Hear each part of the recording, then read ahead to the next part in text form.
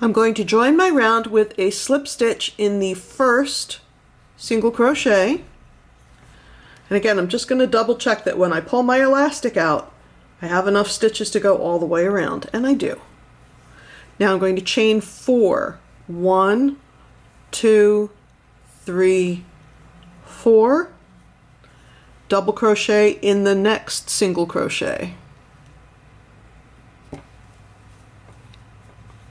And now for the rest of the round, it's chain 1,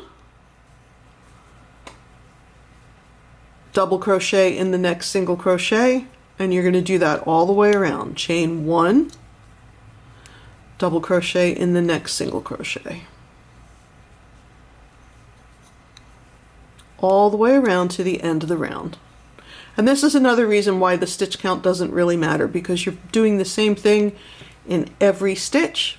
Doesn't really matter how many single crochets you had to begin with.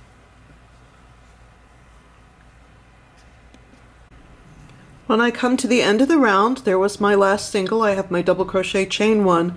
I'm going to join the round with a slip stitch in the third chain of the beginning chain 4, so that I can still see my little chain 1 space there. So that's the end of round 2. And now for the third and final round, we're going to chain 1, single crochet in the same stitch as the round join, and now 2 single crochets in the chain 1 space, and then double crochet in, single crochet in the double crochet, 2 single crochet in the chain 1 space. Single crochet in the double crochet,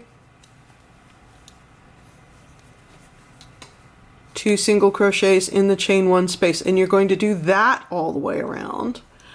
Join the round with a slip stitch in the first single crochet,